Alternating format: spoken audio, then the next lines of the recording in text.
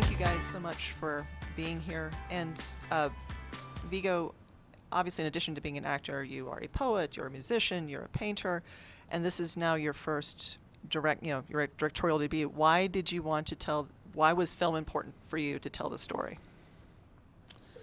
Well, I had written some other things before, and then I suddenly wrote this. It came out very quickly, and it felt urgent to tell it. I don't know.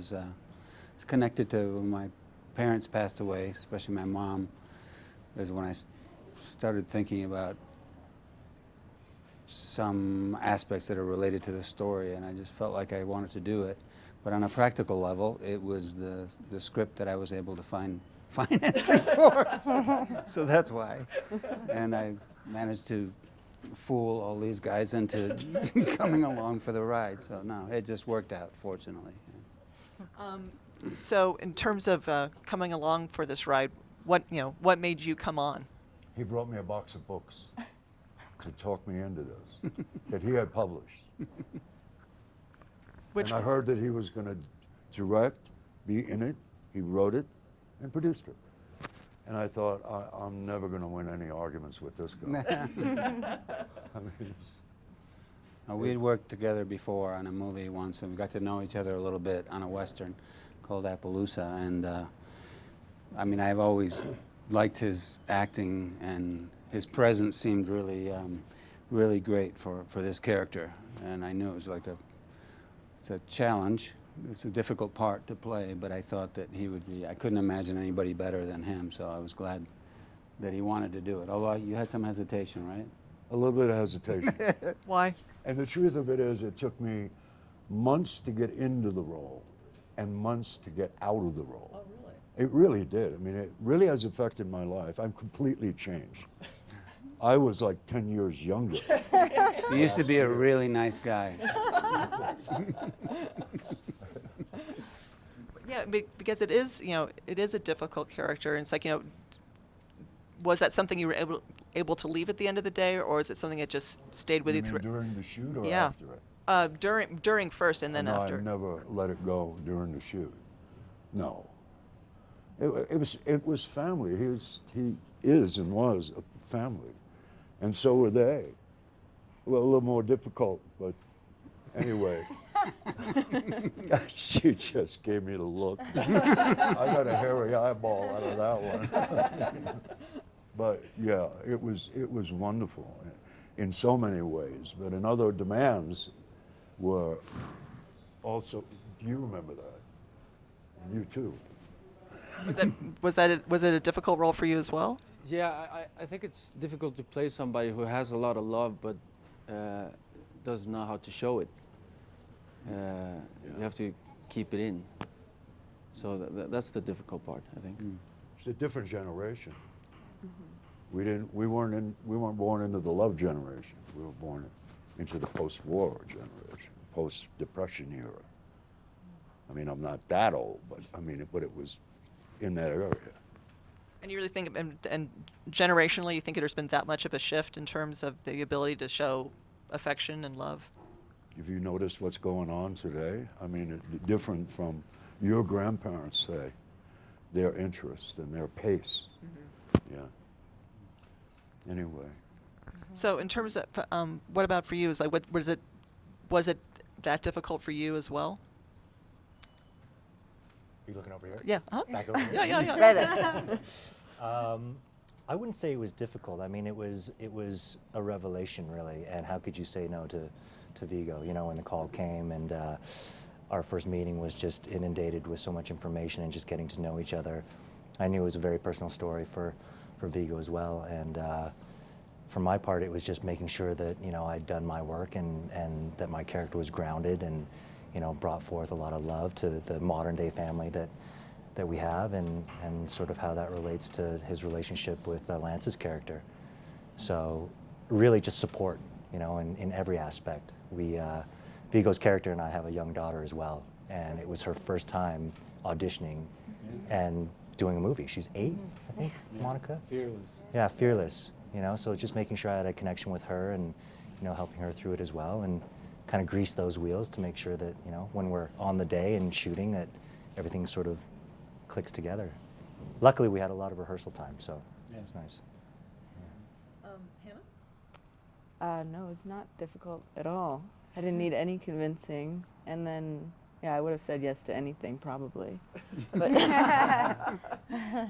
but then to reading Vigo's script for the first time, and I just, yeah, it was coming across a screenplay that is like turns into this ineffable organism in itself is a pretty rare experience, and that's exactly what I felt reading Falling and meeting with you, and yeah, the atmosphere on set and the care that Vigo brought to everything, single aspect of the set and the characters was just, I mean, he really made our jobs easy. Didn't have to do any work. That's true. She worked really hard. So did Bracken. But Well, yeah, you no, for- we did have a really good team. We had a very short shoot. It was winter, so short days, and we also have a lot of kids in the movie. You know, young kids in some scenes. So we had to be very well prepared, and everybody had to be ready, and we were. It really worked. It worked well, but it was. As we were when we were in the middle of it, I thought, boy, we've really bitten off a lot, you know, with the kids, with the different time periods. There was a lot to do, but it was a good thing that we talked about it beforehand a fair amount and got ready, you know. For me, it wasn't all bad because Monica, who they adopted, gave me kind of a redemption at times, and it was a relief. I felt to love this child, and it was very easy to do. It gave me a feeling of freedom for a moment, you know, relief. She's the one person in the story that he doesn't attack relentlessly. That's true. No, but it's kind of an exercise. I mean, I think when you see the story, it might be trouble. Like, why doesn't anybody call him, or earlier? Why didn't they call him earlier on some of his language and some of his misogyny, his racism, his, you know, I mean, it's very polarizing within the family what he does. Kind of a defense mechanism. He just attacks, right? And you know, you want to, but you realize through decades, through a lifetime of trying to coexist with someone, a character like that, that it doesn't really, to play into that, to take the bait and play into their game, you know, it doesn't really get you anywhere in the long run. So, you know, a certain kind of hate speech or aggressive, controlling masculinity, it's really better, even if it's hard to do, to rebuff it gently, to be like, that's not okay. I mean, let's say I don't know how people feel, but I'll just be honest, if I was face to face with Donald Trump, it'd be really hard not to punch him in the nose. But then you do that, and you're playing into what he does and says. And so the best thing is just to look at him and what he says, how he insults you. This goes for politicians, for journalists, I think. Is just to say that's not okay, and then they probably heap it on more, and then you say that's still not okay. You know, it sounds like a kind of weak way to deal with it, but that in the long run, that's what you have to do, I think, and that's what happens in this story. It takes a while, and it may be frustrating, especially for anyone who can relate to it, their family or their family model, or maybe there's someone in their family that's that way. Why does this person get away with behaving that way towards the women in his life, towards his children, towards, you know, my spouse? Why is that Willis, played by Sverrir, and Lance, that they get away with that? Well, they get away with it to a certain extent, but in the long run they don't, and they have to turn in on themselves and kind of eventually they're going to have to deal with their own issues somehow. And if you take the fight to them, that's only going to delay that in a way, I think. But it's so tempting. Oh yeah, oh yeah, yeah. A lot of families have a version of what we're going through, you know, what Willis goes through and what the family goes through. A lot of families, to some degree or another. And the lucky ones, no, they don't. They have a good life, you know. In terms of making this film, you know, it's like as you say, it's a challenging short shoot. Who were some of the key people behind the scenes that made that without them falling would not exist? Well, I mean, obviously my two co-producers, Dan Beckerman from Canada and Chris Curling from Great Britain, from England, they were great. But the people that I worked the longest on, you know, it wasn't an easy thing to put together. I sort of in the beginning of our conversation, I said, wow, well, it was just easy, the money came in. Actually, it took, you know, 4 years with a couple of false starts. One where we had the crew and locations, and then I had to apologize to them all and say, we've lost the money, sorry, I hope you can get another job this fall. You know, eventually we did get it together, but the people that were always on board were Marcel Ziskind, our Danish cinematographer, somebody I'd known for years. He was great. I was able to work with him months and months before we shot. These things that you see that are summer, memories that are summer and autumn, that would be the fuel, you know, the memories that he has or that I have, recollections that involve all the characters. And Carol Spear, who I met working with David Cronenberg, the production designer, you know, the look of the house and the different eras, all the way everything looks, that was crucial. You know, I would say Carol Spear and Marcel. And, you know, they did a great job.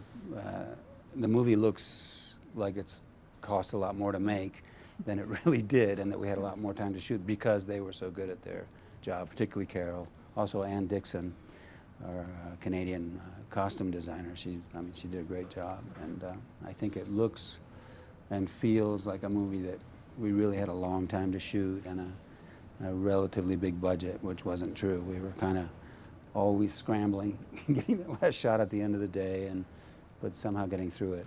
We had a lot of good fortune in terms of the weather and the type of crew we were able to assemble and work with, and it, you know, I don't know. I don't actually know how we got all those shots, but we did. So do you want to direct again? Yeah, I'd love to. I'd love to, but we'll see. It's a business, so it depends. If the movie does okay, I mean, we've had some, you know, encouraging comments. It's nice to get good reviews, which we have done right out of the gate, but the thing I most like is when the audiences come up and talk to you. A few times I've shown it, and they relate to it personally on some level. It may be an aunt, it may be a friend of theirs they know, a father, grandfather, or something about the dynamic of the family in our story that they relate to it personally. Well, I know someone like that. And obviously the issue of generational conflict, different ways of seeing the world, the issue of dementia, just the issue that everybody eventually has to deal with, approaching, you know, the end of your days on Earth. Those are things that are dealt with in this movie that anybody can relate to, and it's the best thing is hearing audiences make a personal connection, no matter how different from our story it is. So maybe that means that people will go see it. I hope so.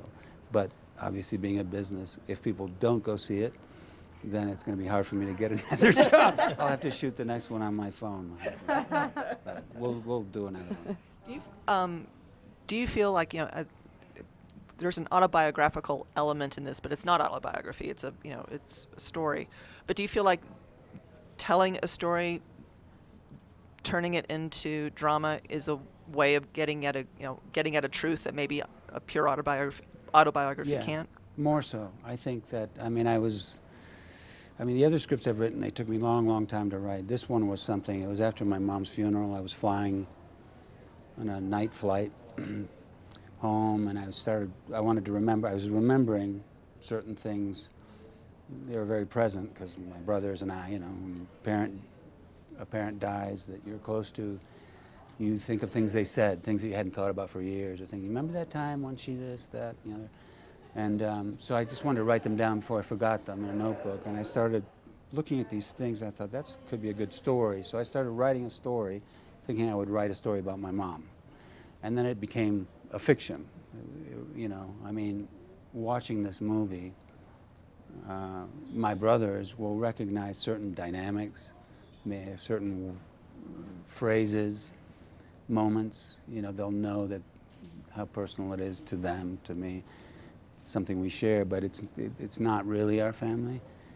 But having that be the foundation, it was kind of a driving force. There was an aspect to how Lance and Sverrir played their characters in particular, and how Gwen and Jill in different ways behaved. They're not, Hannah isn't exactly like my mom, but there's a feeling, there's a way of, the way she deals with him, with his character, is kind of the way my mom. She's like very loving, very generous, very open, but she'll only take so much. And at a certain point, it's like, okay, that's it. And in her way, I think Jill's character had that too. She stayed longer with him, but there's a certain, I'm not going to take just anything. It's like I crossed the line. Right, I right. crossed the line with everybody. Yeah. And so that, It's like, what are you laughing at? I don't even know where the line is. I know. so in that sense, the personal kind of the impetus, like I would watch them. What's great is seeing, I've always liked it as an actor when I'm in a scene with another actor. I'm not one of those actors that's memorized words, gestures, and then somebody does something that I didn't expect and I'm thrown. I go, I don't like that. Why are you doing that? That's not how I thought you were going to do it. It's like, well, you're not playing me. I'm doing what I want to do. Oh, okay. I've always actually enjoyed it when an actor surprises me as an actor. It's like then something's really alive, right? And as a director, especially if you've written the story and especially if it's personal, I didn't think, okay, Hannah has to be exactly like my mom, or Lance and Sverrir have to act just like my dad. That's the sort of blueprint. Let's see what happens. And then they came, their reactions, their tone of voice, things they did that surprised me. I thought that was great. Instead of thinking, wait, I'm losing control of my own story, it was their gifts. You know, actors who are involved and really play a part well, they'll surprise you. And that happened all the time. And so did the kids. I mean, we were lucky. We cast little kids who had never done anything. And they were, I think they felt comfortable, you know. I mean, it's my first movie directing, but the one thing that I've liked in directors, apart from them being prepared, is them being open to what the actors bring and ideas in the crew, and that, it just makes it a comfortable set, even if it's a hard shoot. If everybody it's just fun, you're just playing, then everybody feels like they can contribute. Then it's more fun. If it's just one person saying, this is how we're doing it, everybody be quiet. You know, maybe you can make an okay movie, but it's not as much fun. You know?